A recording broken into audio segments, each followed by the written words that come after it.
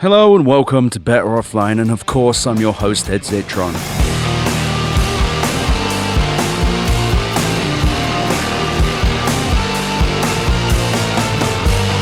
Better Offline. Before we go any further, as a reminder, check out the show notes for links that back up everything I'm saying. I'm not creative enough to make this stuff up. It's real, I promise.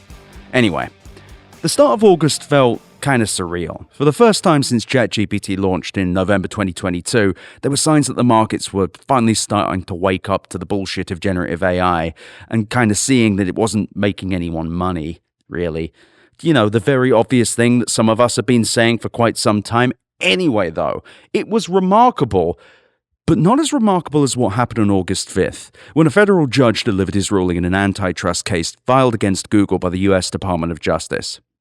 In 300 pages of dense legal text, Judge Amit Mehta confirmed in excruciating detail the length and the breadth of what all of us sort of knew. That Google has a monopoly in search and online general text advertising, and that's a specific term of art. For many reasons, this ruling was a humiliating one for Google, not least because it showed the sordid, nasty little details of how it's maintained its market dominance and actively impeded any chance of fair competition in the search market. Documents obtained through discovery revealed the incredible amounts of money that Google's been paying to companies. They paid Samsung $8 billion over 4 years and Apple $20 billion in 2022 alone to remain the default search engine on their devices, as well as Mozilla that makes the Firefox browser, who they pay about $500 million a year. To be clear, this is one of the grislier parts. Mozilla is an organization I actually admire, and they do a lot of cool stuff technologically. But it also kind of revealed how dependent they are on Google's money to stay afloat. Anyway, Judge Mehta found that Google had violated the Sherman Act, a century-old antitrust legislation that, among other things, led to the breakup of Standard Oil in 1910, as well as the breakup of AT&T in 1982. This is a significant moment in Silicon Valley history, and it's an existential threat to Google. While Google's initial success came thanks to it being actually better than the alternatives. Anyone remember Alta Vista? You heard of this? You seen this? Google's continued existence is largely thanks to various interconnected monopolies it's established, creating a chokehold on, well, search and I'd argue the web at large. Over half of Google's yearly revenue comes from Google Search, over 175 billion of the 300 or so billion that Google makes every year. And it's hard to imagine that Google could sustain said revenue or its dominance without paying billions of dollars to starve the competition. And indeed, this ruling kind of proves that they can't.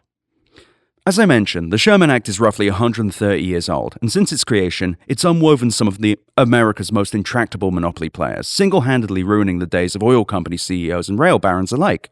It's robust, powerful, and it's a really good piece of legislation which in the decades since its creation has been augmented with new laws to cover the blind spots missed by the original authors. Problematically, the Reagan administration kind of detoothed it by refusing to actually enforce it. You heard a little of that from Matt Stoller's interview from last episode. But crucially, the Sherman Act has teeth. It contains provisions that allow judges to levy big fines, impose criminal penalties on CEOs or anyone else involved, and those penalties can be about a decade long. They can also order companies to perform specific actions, like divesting a business unit, to remedy the situation.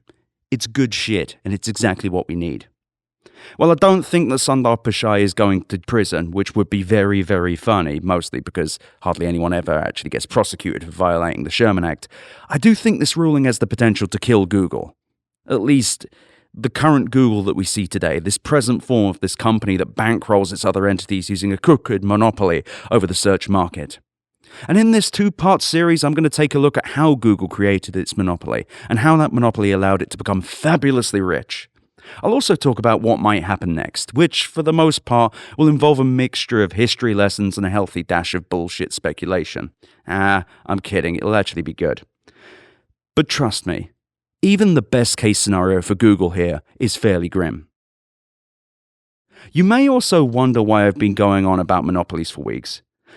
And I really want you to understand, monopolies are a big part of why everything feels like it stopped working.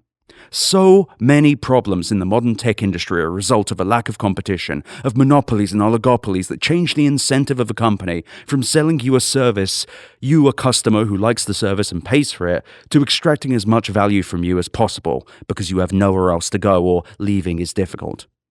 Competition is deeply important. After all, if you're not worried about the competition, why would you worry about your customers leaving? The incentives of the monopolist are inherently degenerative. Monopolists are not concerned about building better products. No, they're concerned about squeezing their captive audience as much as possible. The documents I covered back in April in The Man Who Destroyed Google Search are a great example, showing how Prabhagar Raghavan, God I love saying his name, the former head of ads at Google, demanded an increase in queries, meaning more searches rather than better results, as a means of increasing the amount of time one would spend on Google, which in turn would allow Google to show you more ads. However you feel about capitalism, a better economy is one where actual, real competition between businesses exists, one based on their ability to meet customers' needs. This stuff feels very obvious, but it needs repeating. A company that fears the competition is one that will compete to win a customer's business and heart. And conversely, a company that has no real fear of losing customers because they've dominated the market with, say, a monopoly or set up a healthy cartel of friendly other bigger, quote, competitors where newcomers are effectively chased out, yeah, they can make their products worse without fear that customers might do something annoying like choose another option. You see a lot of it outside of tech too. Ticketmaster and its associated properties have dominated live events to the point that they control both on-sale tickets and the resale market, leading to things like their horrifying platinum seats deal, where Ticketmaster reserves tickets so that it can sell them for a higher price to fans that couldn't buy them the normal way, which Ticketmaster also runs. And that's why the Department of Justice is suing them. And they sued them in May for their monopoly. I wish the executives at Ticketmaster nothing but the worst. 4 companies control 80% of US air travel after decades of acquisitions, allowing them to effectively charge whatever they want, and because there are so few of them, they'll pretty much keep their prices around the same amount. It's a fake competition and a fake competitive environment, and it's bad for customers and it's disgusting. Now, you may think, I got really shitty internet speed, and whenever I call customer service, they don't seem to pick up. And that's because most Americans have no real choice in internet providers, thanks to monopolies run by companies like Comcast, Charter, CenturyLink, and Cox, who can charge what they want, perform a fairly mediocre standard, and effectively abandon less profitable rural areas, discarding some to ultra-slow DSL internet that many of you probably have not used in decades. And one of my favorite ones are the real fucknuts, the scumbags over at Frontier Communications, which is partly owned by a private equity firm called Cerberus Capital Management, which owns part of Albertsons, a grocery store that's currently in the midst of a battle with the FTC over a larger chain called Kroger's trying to buy them, with the FTC correctly arguing that it would eliminate competition and allow one firm to control grocery prices. Hey, that reminds me of something. You remember when inflation was increasing prices everywhere? Yeah. If you're a journalist who is writing, actually, it's nothing to do with the companies, you're fucking wrong. You were wrong at the time and you should not write anymore. It's disgusting. What actually happened was the increasingly dwindling amount of competition in many consumer goods companies allowed them to all raise their prices at once, gouging customers in a way that should have had someone sent to jail, rather than make $19 million for CEOs that were bleeding Americans dry. It's also much, much easier for a tech company to establish a monopoly, because they often do so nestled in their own platforms, making the monopolies just a little bit harder to pull apart without a 300-page legal document. One can easily say, if you own all the grocery stores in an area, that means you can control the price of groceries. That one's a bit more obvious, but it's a little harder to point at the problem with the tech industry.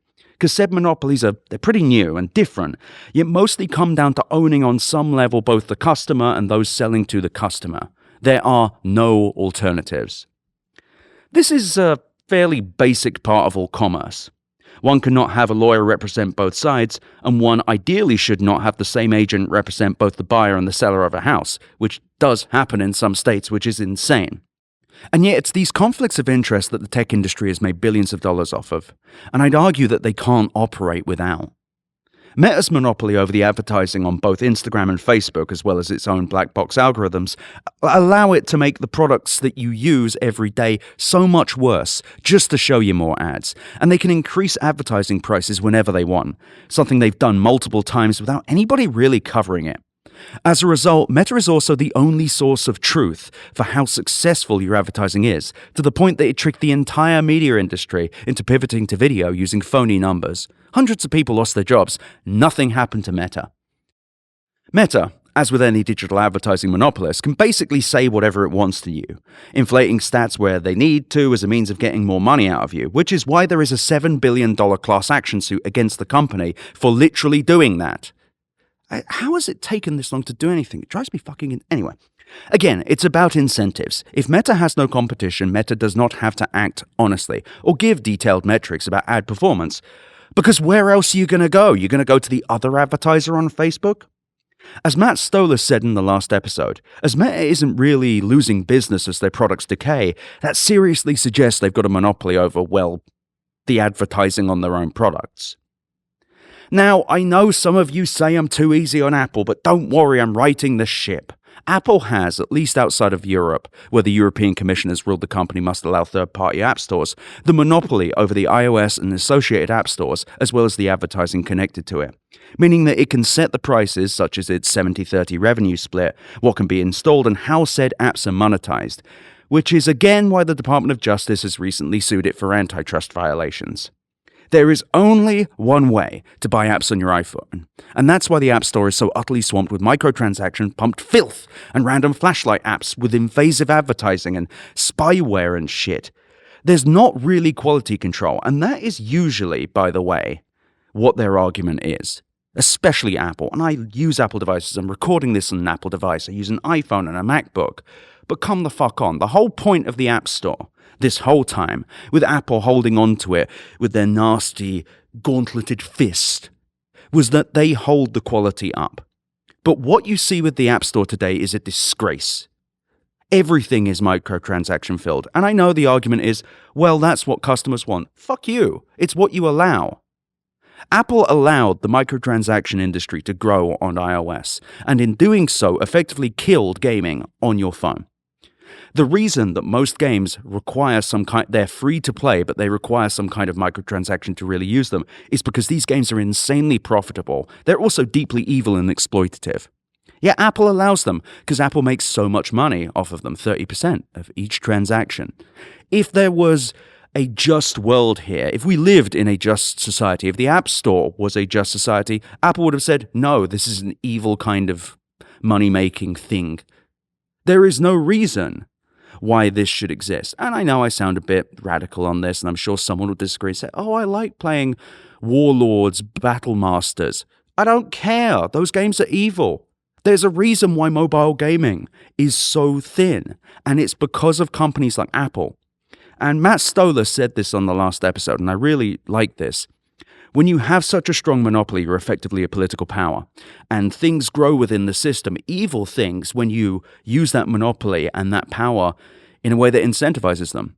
Apple could and should have, and the Play Store to an extent, sure, but Apple really created this market, should have crushed microtransaction-filled free-to-play games. They should have rate limited them, I don't know, or they should have just not allowed them to live. Companies like Evany, for example, have got so rich over these games that require people to put hundreds of dollars to even compete. Hey, it's another competition thing. Alright, I'll stop ranting about this though. We'll get back to the advertising side of the App Store. And Apple, just to be clear, is the only advertising firm on the App Store. And that is a big problem. Apple has aggressively moved against tracking of iOS users, a good thing, by the way, yet they hold a complete monopoly on any advertisements on the App Store on their phones, and any associated advertisement at all on the iPhone. And yeah, you just have to trust them, by the way, on the results there, as that's the only company you can advertise with. There's not really any other choice, sorry. Also, that's why Apple is also being sued by the DOJ for alleged Sherman Act violations over allegations its control of services like iMessage, which is unavailable on Android or Windows, and as internal documents show, is seen as a useful tool for ensuring customer loyalty, has allowed it to restrict competition in the messaging, smartphone, and wearable markets. And what's frustrating here is Apple is probably not as evil as Google, and I've definitely gone to bat for Apple. But when you really sit and think about it, does it need to be like this? Could Apple not open this stuff up? There's not really a quality control thing. Eddie Q, if you're listening, come on the show. Shoot the shit with me, because I'd like to hear the justification. Steve Jobs was a horrible man, a deadbeat dad, a real piece of shit, but he at least realized that there was a level of quality you had to provide, and the App Store doesn't have it. There is an App Store episode coming, by the way. I'm going to really take it to task, because I think that Apple's responsibility to society here is yet another thing they've defaulted on, just like Google has defaulted on search. And this whole thing it comes down to restrictions. And I don't think you should live restrictful lives, though. Restricted lives? I don't know. But if you want to free yourself, and especially the money in your wallet, you should buy one of the following products. Or don't. That's what a life unrestricted feels like. But take your wallets out and maybe start spending on this product that's coming up that I'm sure you're going to hear the ad and you're going to be like, damn, that's so good for Ed. Ed probably loves this. Ed's probably hearing this ad and saying, damn, they really nailed the things that I believe in. So go on, show them your credit card, wave it in their face a bit. Yum, yum.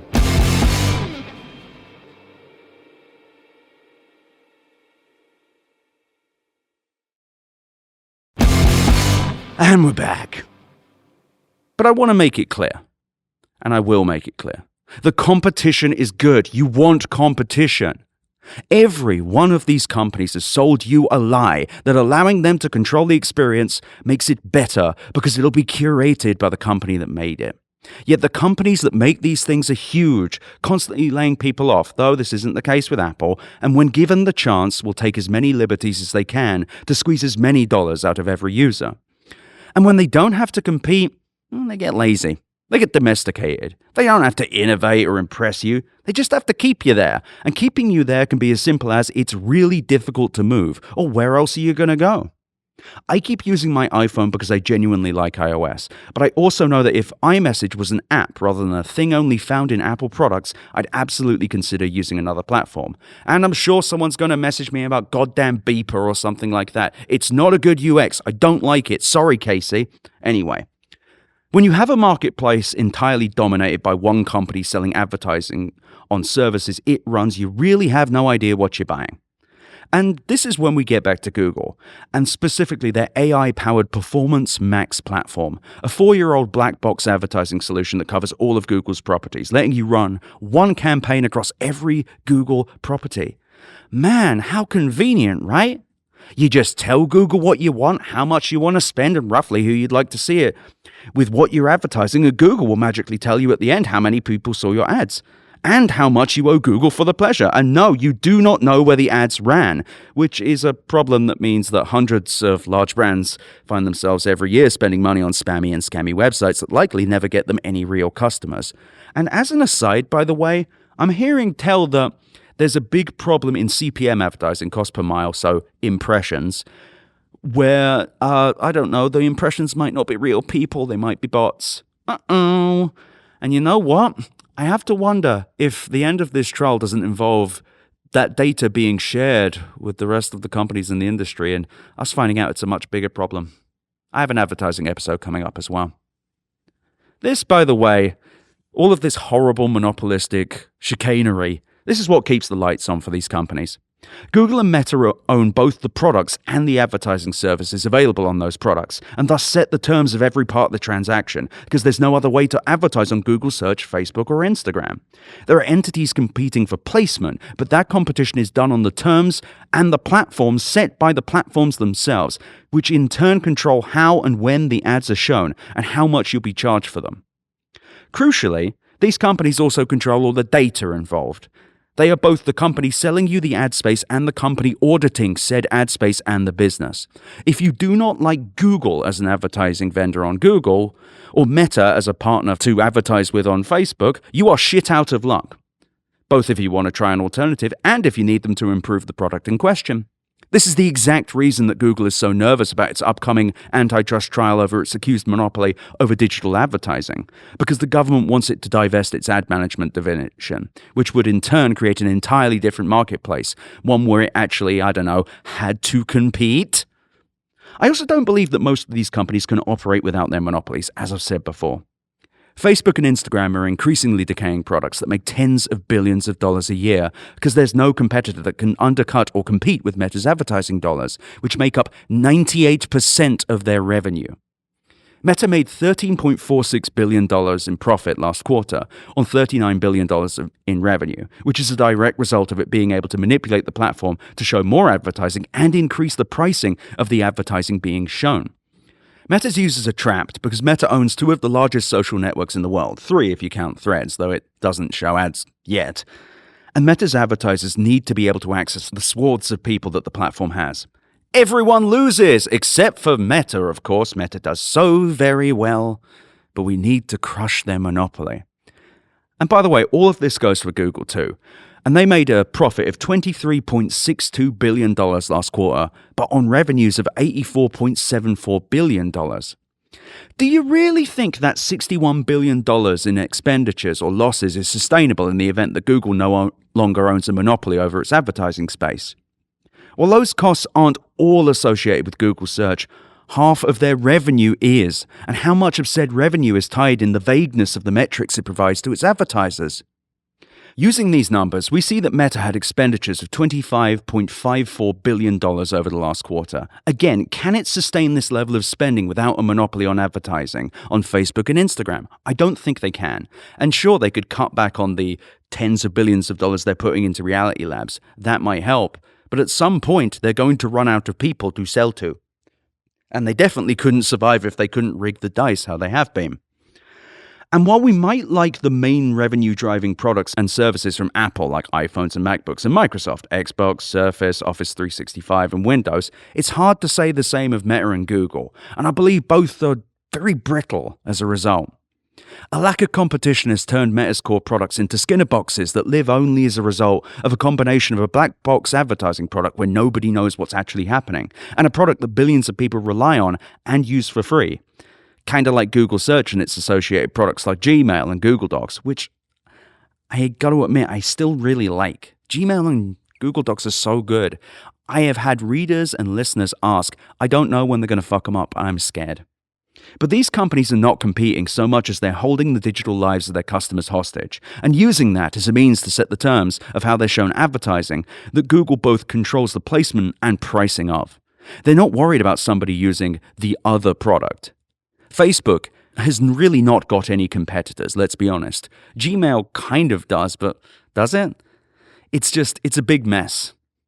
But, if you're looking for an alternative product to something you already own, well, there's a great place to go to, and it's whatever the next thing you hear is. And I'm sure they're very trustworthy, and they would never, ever embarrass me. And you should take your wallet and just fastball it at them. So hard you require Tommy John surgery. Please buy the thing. Or don't. I don't know. I can't make you.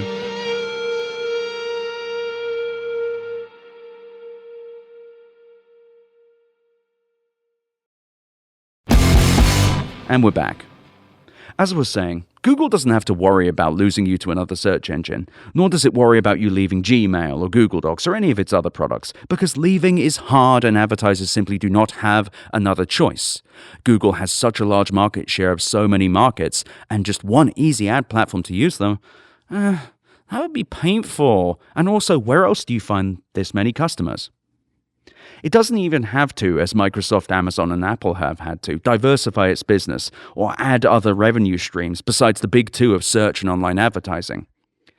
Yes, they make money on cloud, yes, but that's not going to replace the search revenue. Don't take the piss. I'd even go as far as to say that Google can't diversify, at least culturally speaking. When it was a young company, Google had a policy where engineers could spend at least 20% of their time on projects that interested them.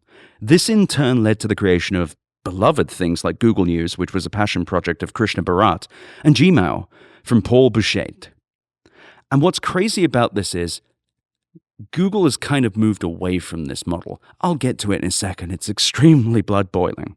In the 2010s, as Google entered its adolescence, it began to resemble, sadly, the kind of stodgy corporate behemoths it once fought, cutting perks and ending permissive workplace practices. And one, it seems, was this 20% time. Whether 20% time still exists is genuinely a hot debate in the Valley. While Google insists it remains a policy, some Google employees claim it no longer exists, or that it's effectively become 120% time, meaning that you effectively have to do it on top of the rest of your work. In a report by Quartz from a few years ago, one engineer blamed the death of 20% time on stack ranking, where you fire the bottom percentile of workers based on their performance every quarter or so. And if you want to know who to blame for that idea, it's Jack fucking Welch, who I went into detail with about, and just every time I think of Jack Welch, you need to listen to the Shareholder Supremacy series, by the way. It just makes me so angry because you can see his influence everywhere. It makes me so... No. Anyway, Google's rot continued in 2015 when they hired former Morgan Stanley financial executive Ruth Porat as its CFO.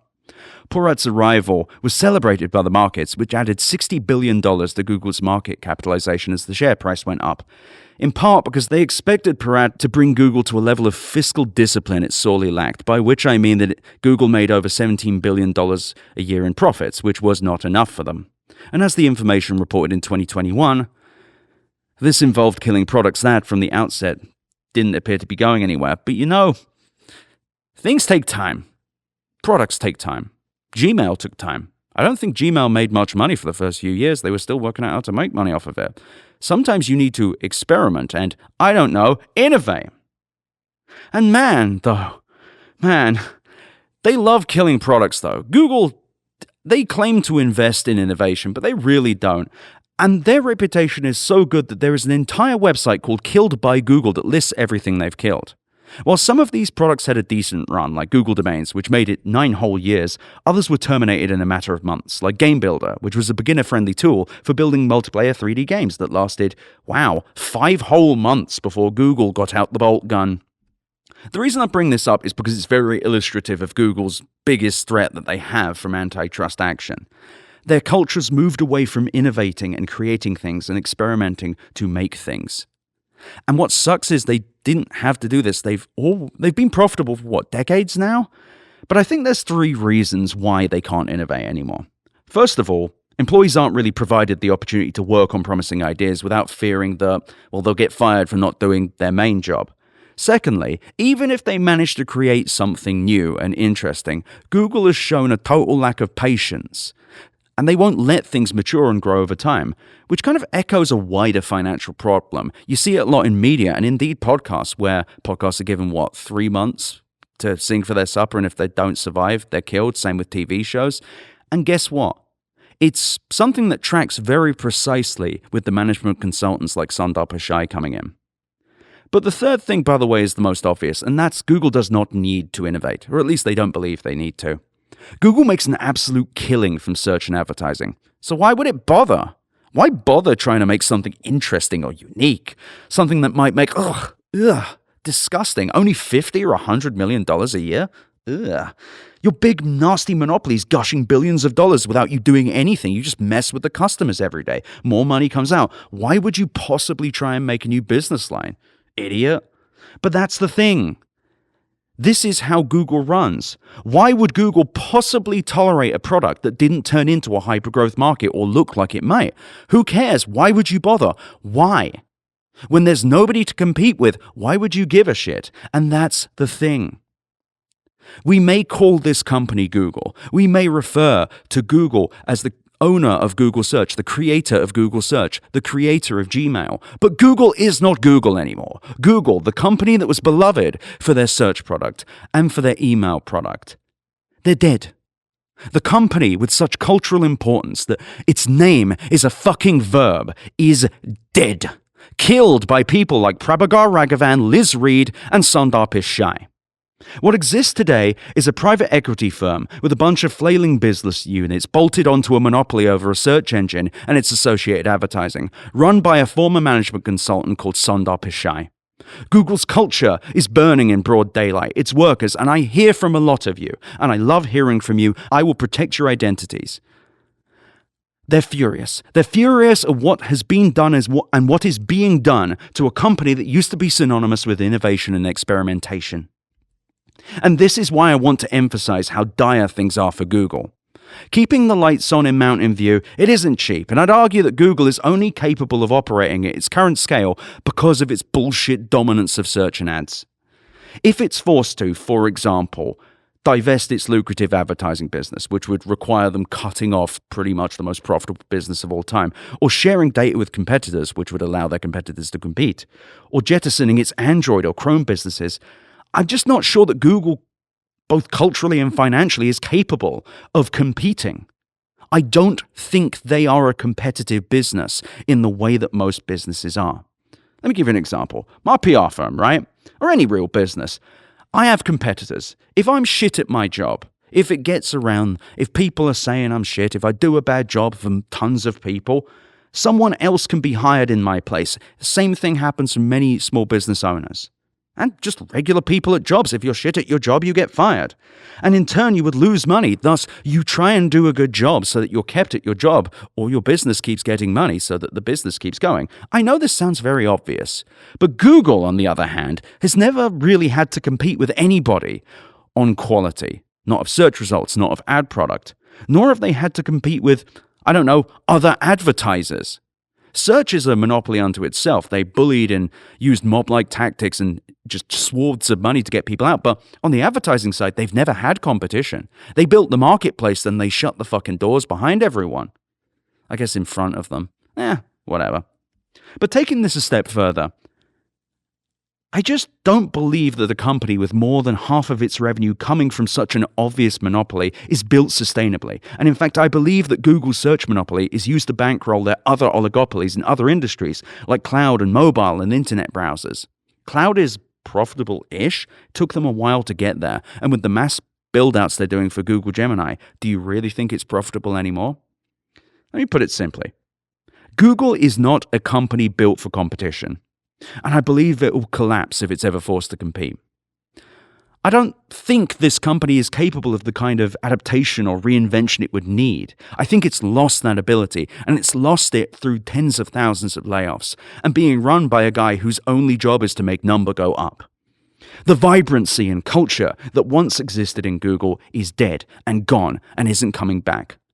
And while Google is significantly more profitable, well, there's a chance that it ends up shattering and turning into several different Yahoos.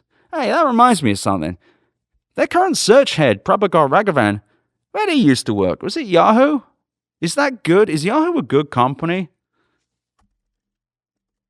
Oh, fuck, they're owned by a private equity firm. That's not good. Well, anyway, in the next episode, I'm going to dive into the specifics of how Google amassed its monopoly and what breaking it up might actually mean for the future of the company and the internet at large. I'm very excited to talk about it because I want to see these companies burn. I want to see companies that refuse to compete, that refuse to act on human terms, that treat their customers like shit, that are run by insanely rich guys who don't talk to regular people. I want to see them burn. If you're a big company and you do a good job, I have no problem with you. None. But if you must exploit to get rich, fuck you, I'm coming for you. Every week. Every goddamn day. Thank you, listeners.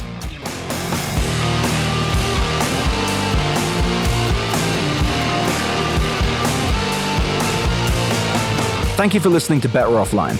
The editor and composer of the Better Offline theme song is Matt Osowski. You can check out more of his music and audio projects at matosowski.com. MATTOSOWSKI.com. You can email me at easy@betteroffline.com or visit betteroffline.com to find more podcast links and, of course, my newsletter. I also really recommend you go to chat.wheresyouרד.at to visit the Discord and go to r/betteroffline to check out our Reddit. Thank you so much for listening.